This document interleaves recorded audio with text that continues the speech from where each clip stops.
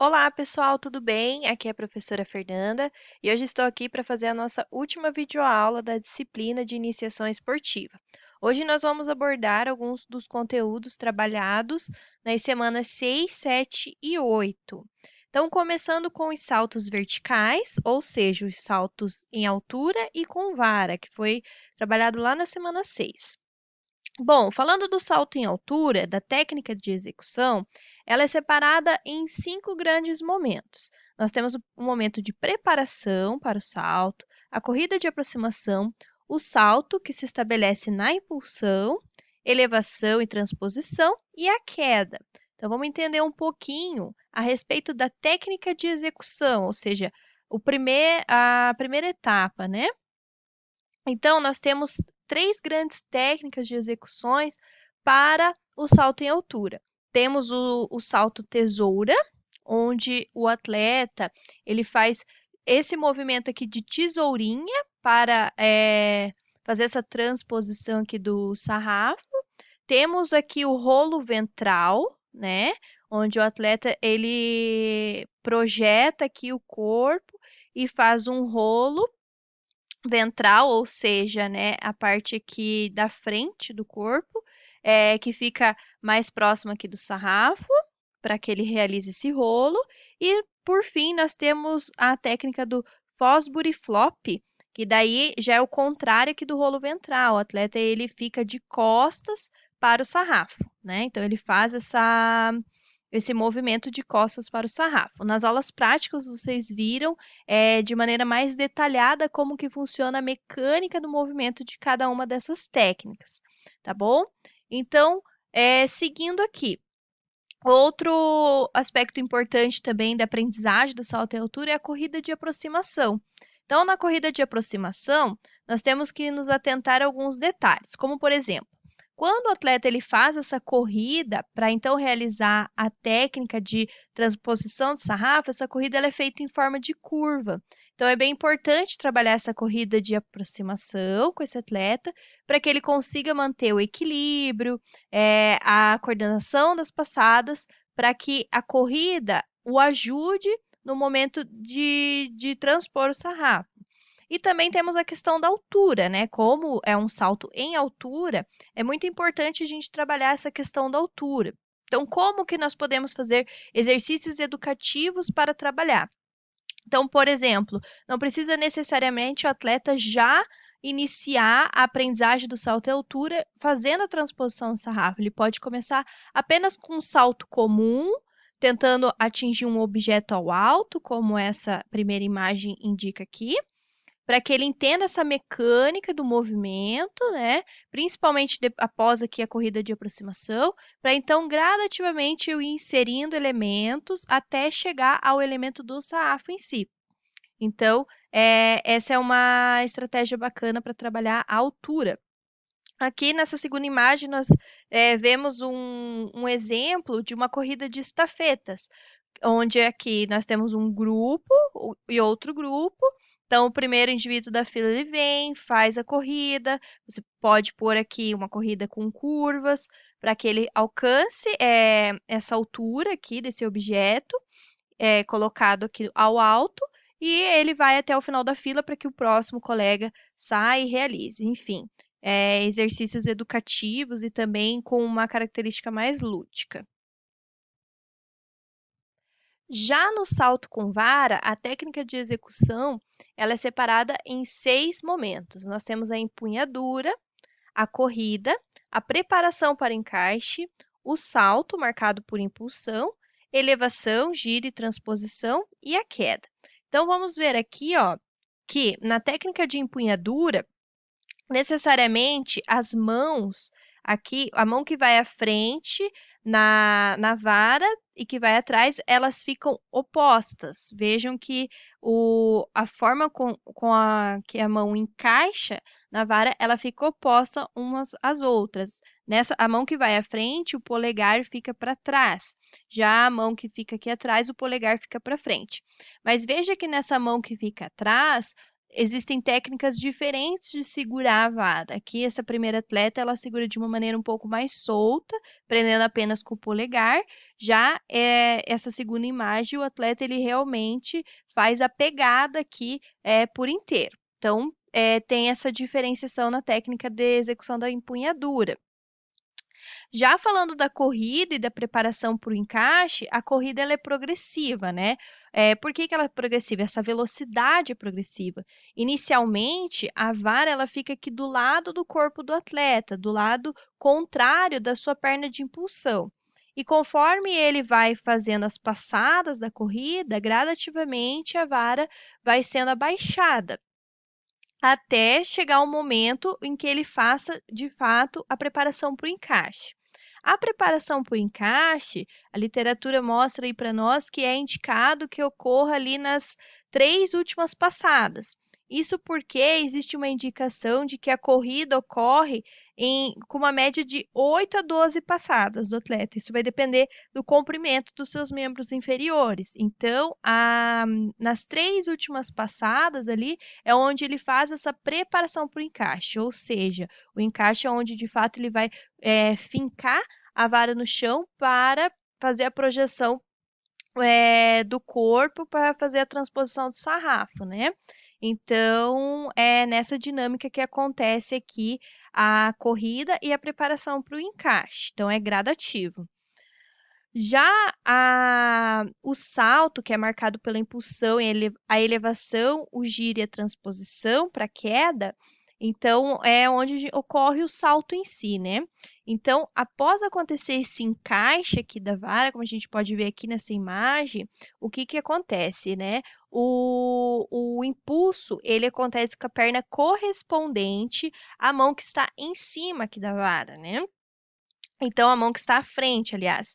E a outra perna, ela fica semiflexionada, fazendo essa projeção do joelho, mais de encontro com o tronco, para que, na hora da elevação, esse atleta consiga fazer esse giro de 180 graus e projetar as duas pernas para cima, para então fazer essa transposição aqui do sarrafo, tá? Então, é nessa dinâmica que acontece. Então, sempre a perna correspondente, a mão que está à frente, é que vai dar esse impulso e a outra perna vai fazer essa semiflexão aqui para facilitar no movimento seguinte, que é essa elevação dos membros para que o giro aconteça, o giro e a transposição. Então, seguindo aqui agora para o lançamento de disco, martelo e dado. Aqui para os lançamentos de disco, martelo e dado, eu não vou detalhar muito a respeito da mecânica do movimento, porque isso já foi falado na primeira videoaula da nossa disciplina.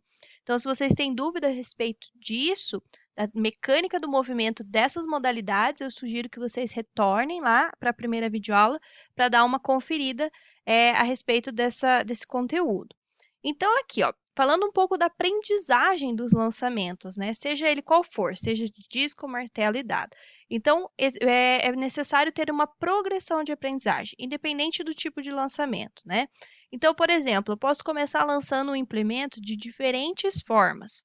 O peso diferente, formas diferentes. Um exemplo que eu trago aqui para vocês é uma bola de medicine ball, que ela tem vários pesos, né? Tem desde a partir de 1 quilo até 5, 10 quilos, enfim. Lógico que aqui a gente vai utilizar um peso um pouquinho menor. A gente pode utilizar ela tanto aqui para o lançamento, aqui para o arremesso de peso, quanto aqui para o disco, né? É lógico que a forma é diferente, mas é apenas para a gente trabalhar essa mecânica. Também posso amarrar uma corda nela para trabalhar a questão do martelo. Então, existe essa dinâmica de trabalhar com diferentes formas e pesos. Também, na sequência, nós temos o lançamento, e esse lançamento, a aprendizagem dele começa aqui. Eu tenho que condicionar o meu aluno a fazer o lançamento para cima e para frente. Então, eu posso fazer indicação de alvos para que ele condicione esse movimento e aprimore ele na distância indicada pelo alvo. Então, na sequência também nós temos aqui que o lançamento ele é feito a partir de um deslocamento, né? Ou uma corrida, ou um giro, ou um balanceio, vai depender da modalidade. Então, eu posso utilizar diferentes recursos para que esse lançamento, esse deslocamento aconteça, ou como, por exemplo, cordas, arcos, círculos, retas desenhadas no chão. Também a distância dos lançamentos eu posso indicar com bandeiras, como é esse exemplo aqui das imagens, né? Então, aqui são recursos bastante simples que a gente pode utilizar para a aprendizagem dos lançamentos. Então, seguindo aqui para o arremesso de peso agora. Então, também expliquei a questão do arremesso de peso, a mecânica desse movimento lá na primeira videoaula da disciplina. Então, quem quiser lembrar um pouquinho da mecânica desse movimento, volta na primeira videoaula. Aqui vamos falar um pouquinho da aprendizagem do arremesso, né? Então, nós temos essas 4 fases, que é a fase preparatória, que ela está mais relacionada à questão da concentração do atleta para realizar o arremesso.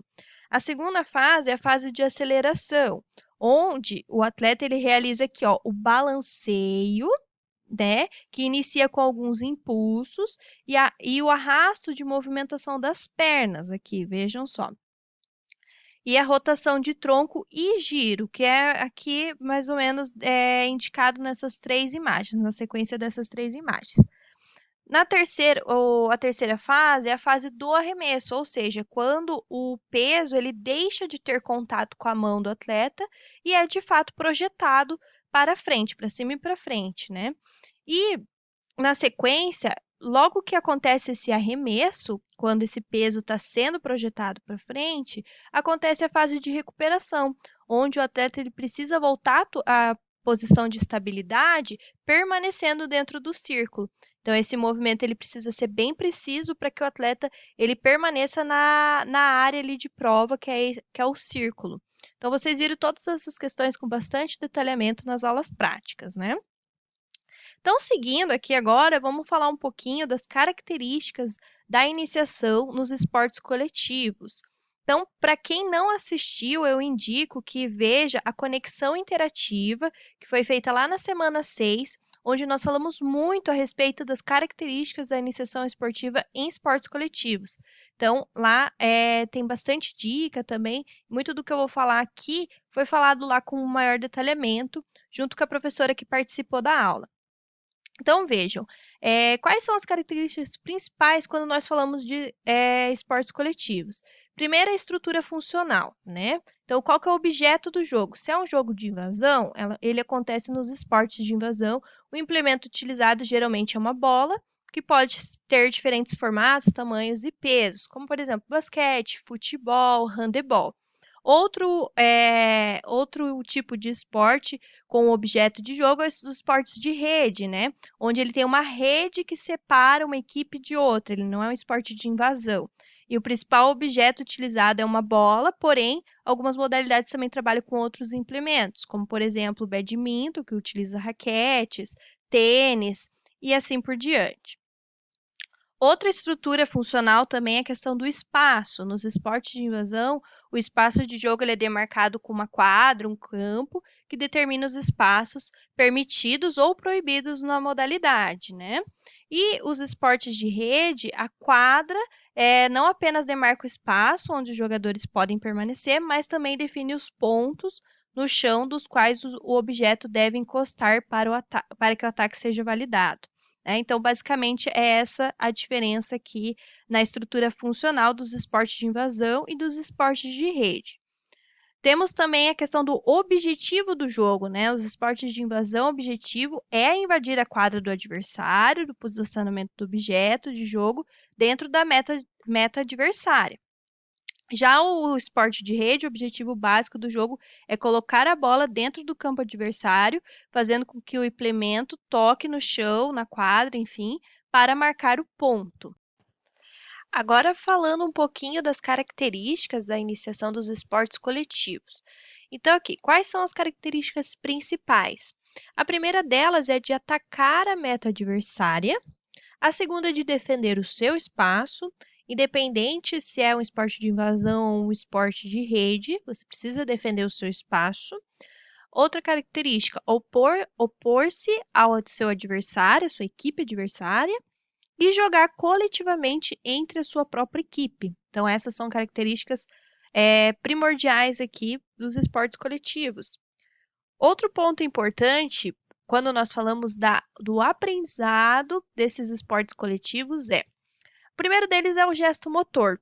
Então, eu preciso entender qual é o gesto motor utilizado nas modalidades específicas.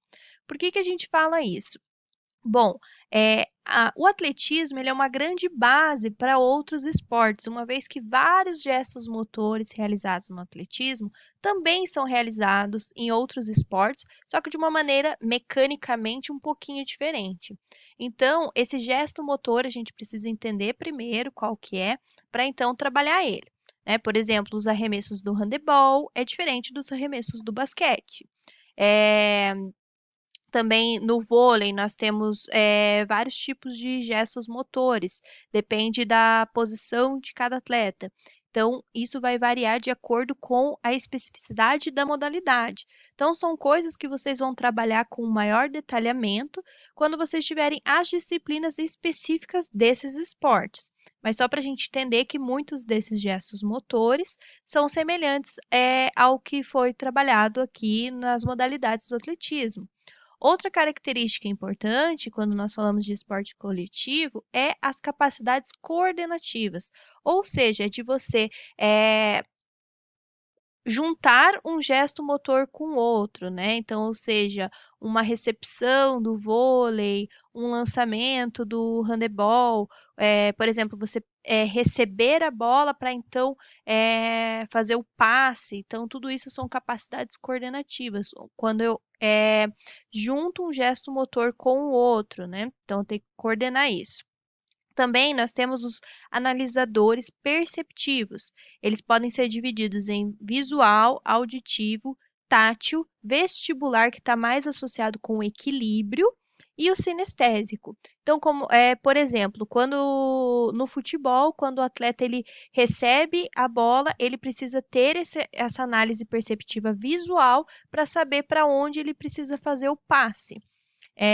O mesmo vale para o vôlei, quando o levantador ele recebe a bola e precisa rapidamente fazer o levantamento para o atleta que vai fazer o ataque. Então, tudo isso passa por análises perceptivas, que podem ser visuais, auditivas, táteis, vestibulares ou sinestésicas, tá? Os analisadores perceptivos, eles ajudam nessa tomada de decisão. Então, é muito importante que a gente trabalhe bem eles nos treinos, para que o atleta ele tenha essa tomada de decisão cada vez mais rápida, né? Então, vejam que é tudo muito gradativo. Então, eu começo trabalhando o gesto motor, na sequência faço o trabalho de capacidades coordenativas, aliando um gesto motor ao outro. Aí insira a questão de análises perceptivas, seja ela qual for, para então fazer com que o meu atleta tenha essa tomada de decisão mais rápido.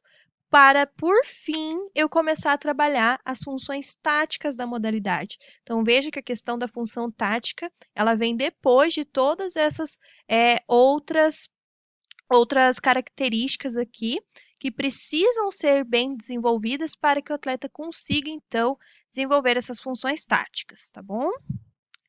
Bom, caso vocês tenham dúvidas a respeito de algum desses conteúdos trabalhados nas unidades de aprendizagem da semana 6, 7 e 8, vocês podem entrar em contato comigo pelo Fale com o Professor Tutor ou no fórum de dúvidas da disciplina, tá bom?